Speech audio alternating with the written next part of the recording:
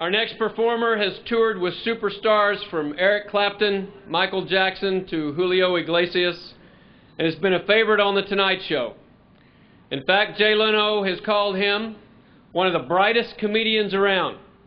So please welcome, ladies and gentlemen, Chris Bliss.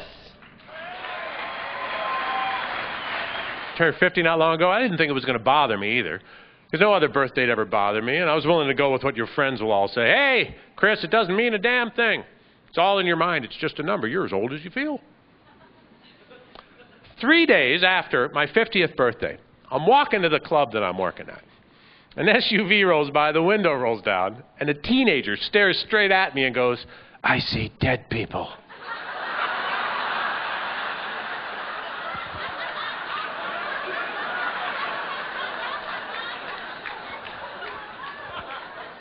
I was going to flip him off, but the arthritis kept my elbow from coming up in time, and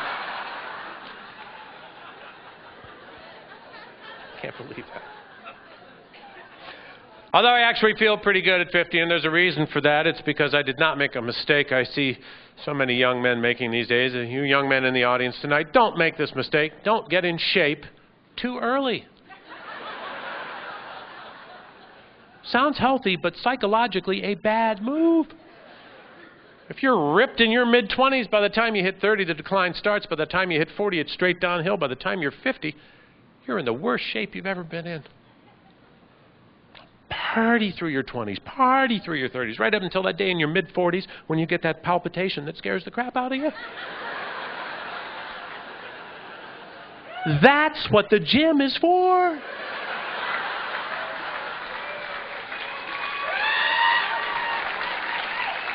I don't think there's any place for racism in a great country like the United States. Except, of course, that in an emergency it will get us out of jury duty.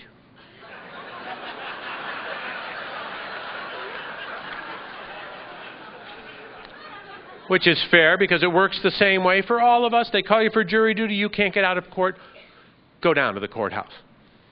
As soon as they start asking you the jury questions, just jump out of the chair. What kind of case am I going to get? Is it a murder case? A murder case? Am I going to get to fry somebody? What color is he?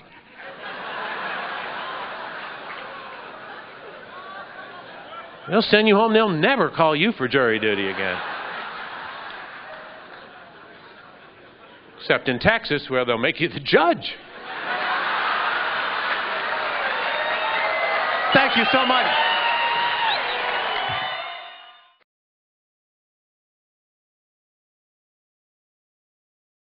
And now, ladies and gentlemen, please welcome Chris Bliss.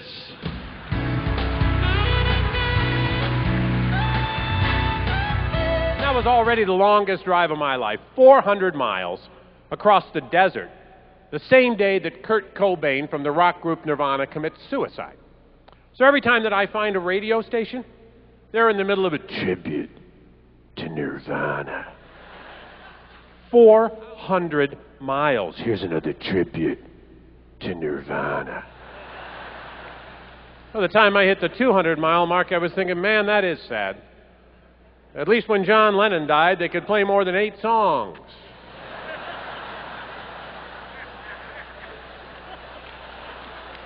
I sure hope I'm not stuck in this car the day that Billy Ray Cyrus buys the farm. And now they got video phones showing up. That's great. Anybody want the video phone?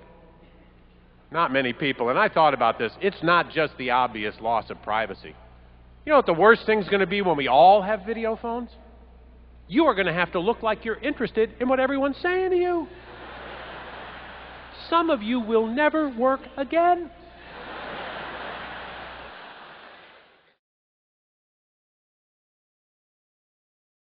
Please welcome your host, Chris Bliss.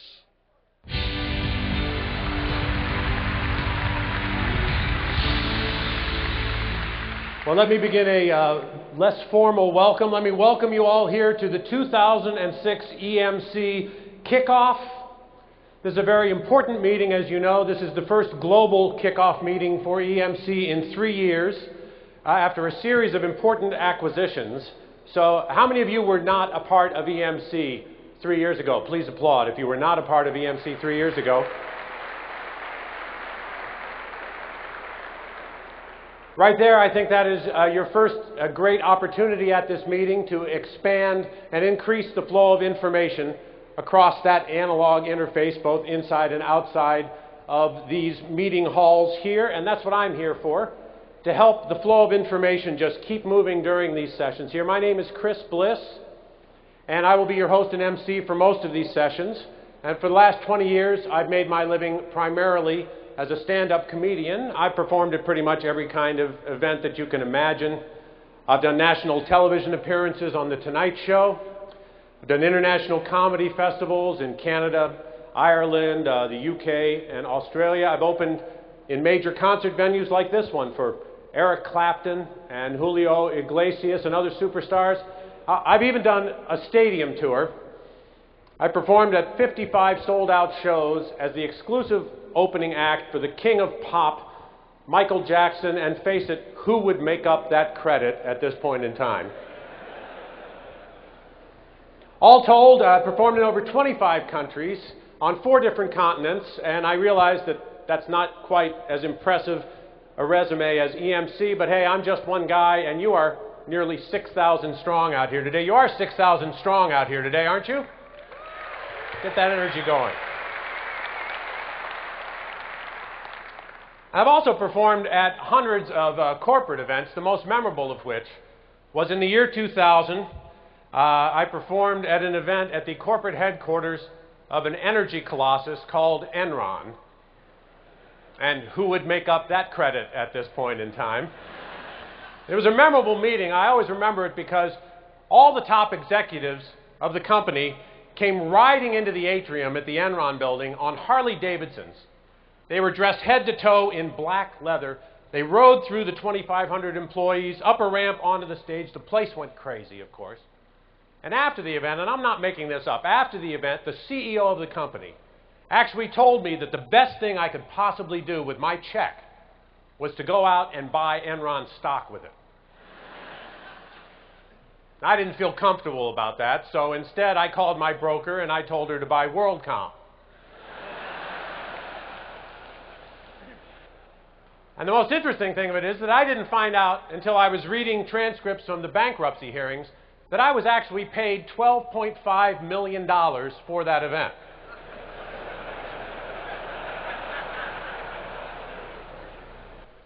But the real point of it is that you're not going to get any of that kind of nonsense during these meetings here in Las Vegas. And the reason you're not going to get any of that kind of nonsense is there's one thing I've learned from my conversations with your executives is that these guys are serious. They're serious about winning, and they're serious about winning the old-fashioned way by outthinking, outplanning, and outperforming the competition. Every one of these sessions here has been designed to give you the information that you have been asking for from every key constituency. Whether it's your clients' changing needs, your product portfolio's expanding capabilities, or simply a greater understanding of the viewpoint and vision that is driving this company forward. Every speaker that you're going to hear on this stage has just one goal in mind, and that is to make sure to give you the tools to maximize your opportunity for success. And that's because they all understand the one central truth, and that's that the true power of EMC is our people.